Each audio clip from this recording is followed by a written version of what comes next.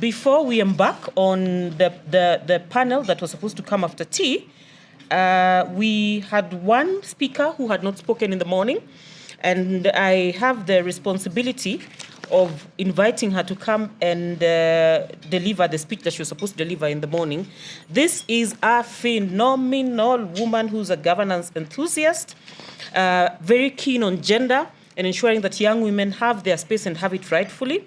She is also a member of my book club, and we normally have a really good time analyzing Pan-African literature and of course, literature about women engaging in leadership. She is a politician par excellence. She has played quite a role in the Orange Democratic movement. Don't ask her questions about whether or not it's surviving or not. She's also the co-founder, Sisterhood Project. Miss Ruth Bolo, if you did not know, you're the one I'm introducing. Welcome.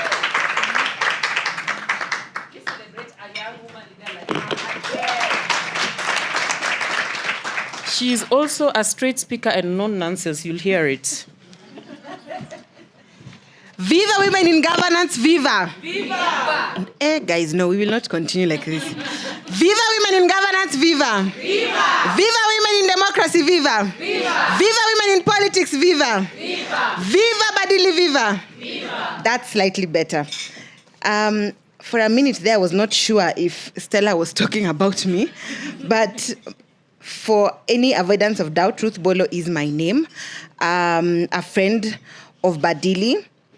Bina has worked with me in this journey, and we've been able to do quite a lot and challenge each other on matters women in governance. I am the co-founder of the Sisterhood Project. I also serve as the board chair of the Young Women Leaders Connect and the Manifesto 2 project, but I like to say that I belong to the sisters in governance, in democratic governance. Before I go into my speech, it's very difficult to be amongst the last ones to speak because then you have to remove quite a lot of what has been said and ensure that your contradiction comes with evidence, especially if it is after a researcher and there is data that supports that. But just to go straight into it, excellencies, colleagues, and sisters in the struggle for the space, we are gathered here today to launch a book that has confirmed a lot of what us in the governance space have felt, have been through. And the political ecosystems, of course, in this country have been described as difficult. But we've always known it has also been designed to exclude us, something we have known but not accepted for a very long time.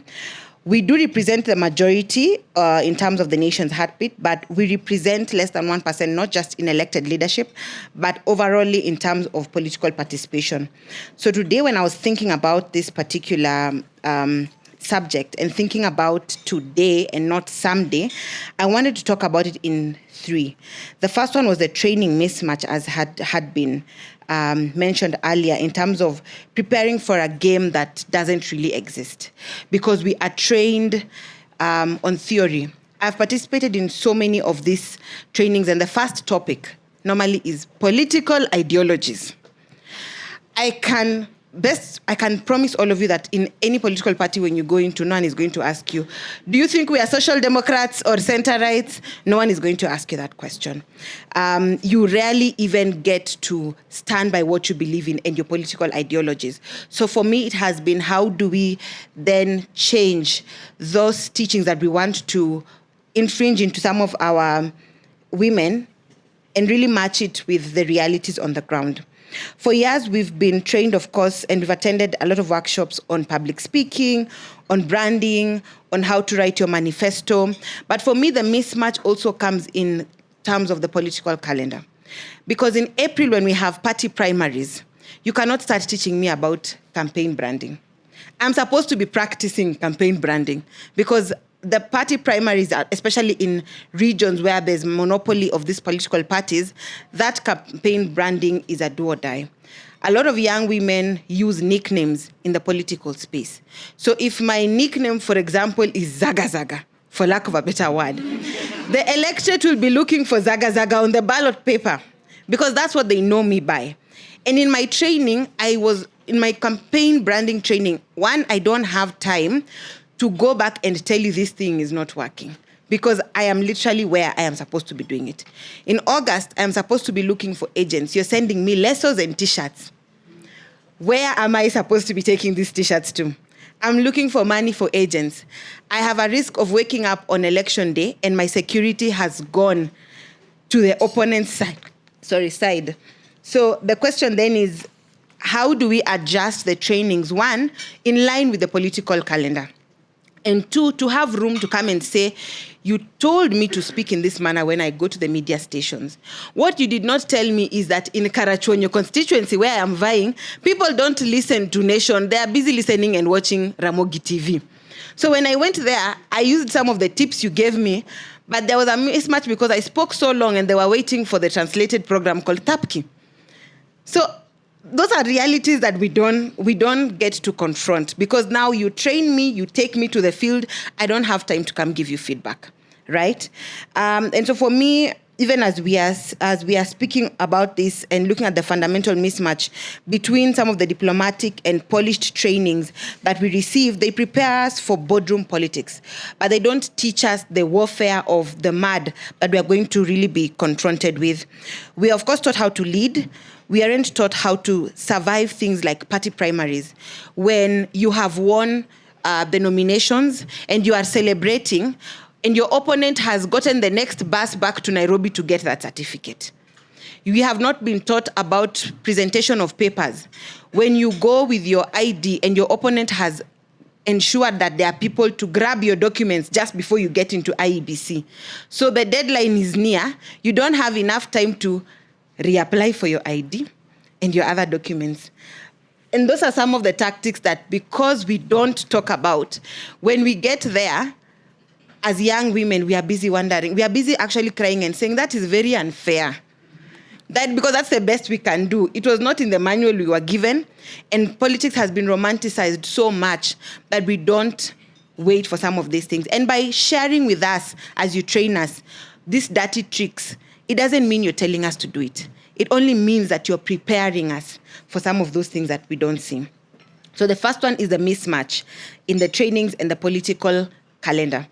The second one, I think, is the illusion of choice and our limited options. So as a young woman, when you get into a political party, you will go to the youth league. And when you go to the youth league, they'll tell you, but you're a woman. So if you don't want a deputy position, you go to the women's league.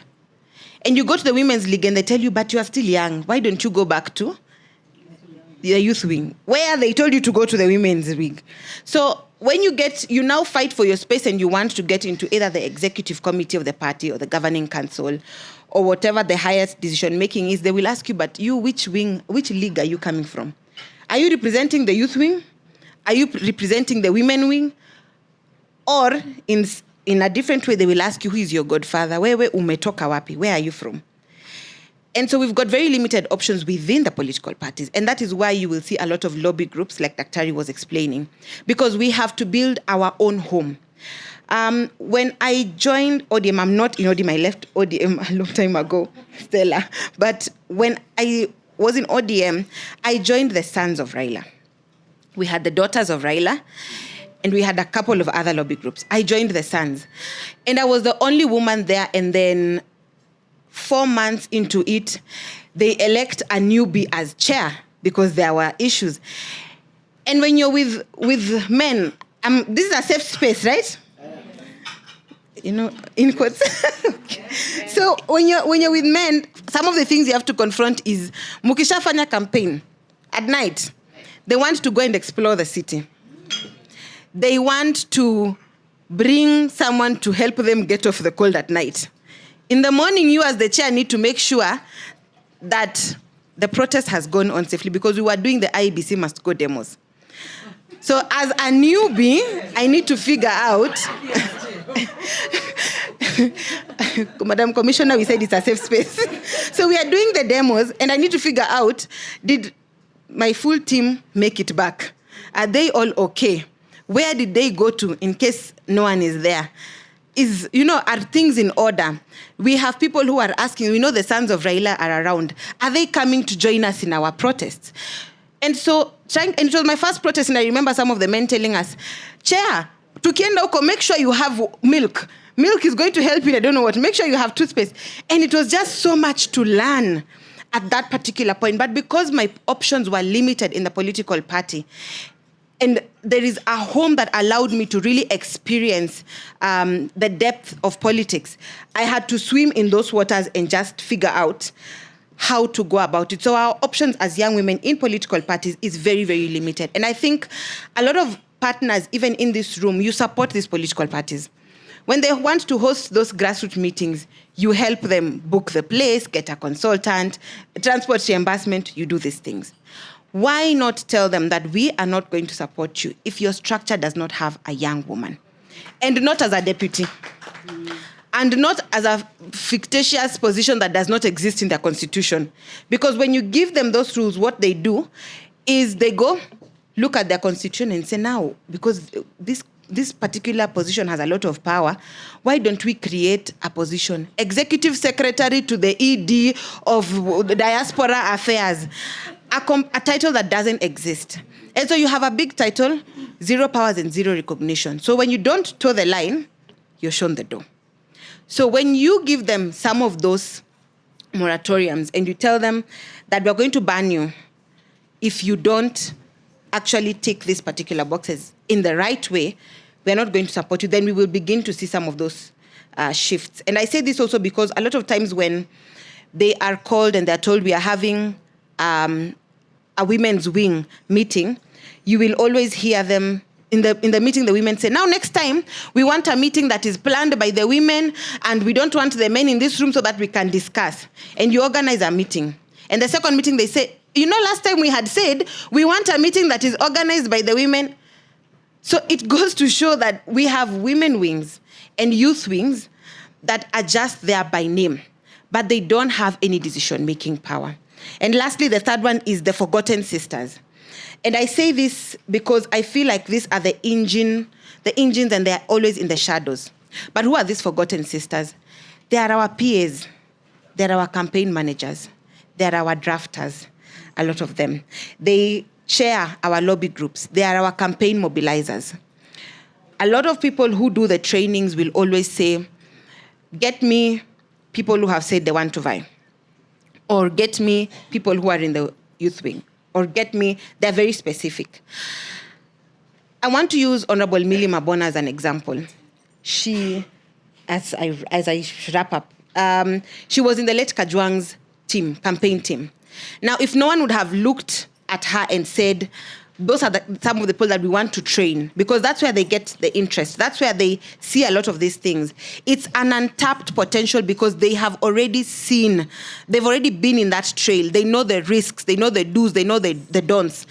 Why don't we get them on board and also help them to agitate? Why don't we get them on board and push them to run for these positions? Why don't we get them on board and pair them with people who have already decided that they want to vie? Because when we don't support them and they are also being harassed in this space, we risk losing them.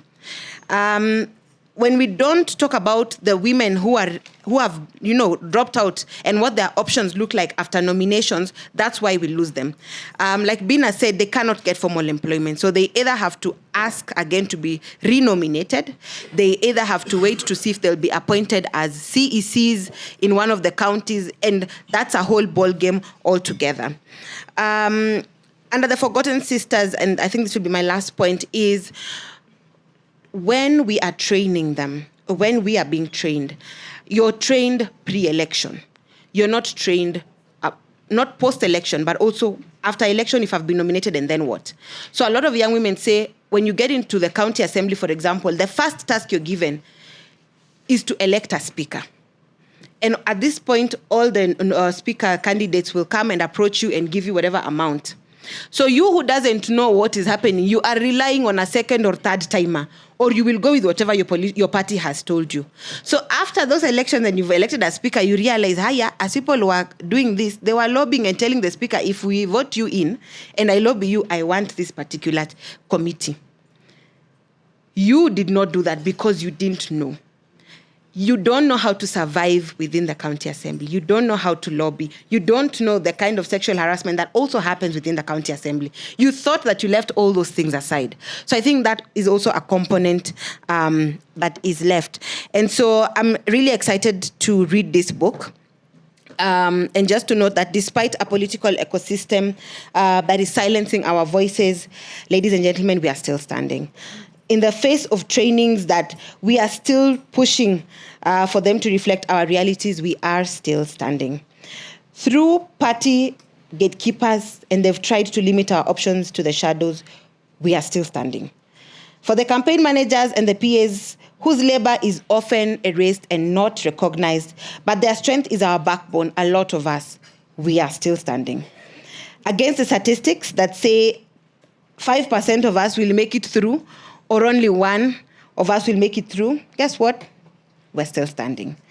Through the online abuse, the gendered electoral violence that we go through, the physical exhaustion, the isolation from our friends and our families, and the isolation from our money also, post the election, we are still standing. Because the future of Kenyan democracy depends on our refusal to leave. Despite me being in the governance space for 8 years and still seeing some of these problems persist and nothing is changing, guess what? We are still standing. Thank you.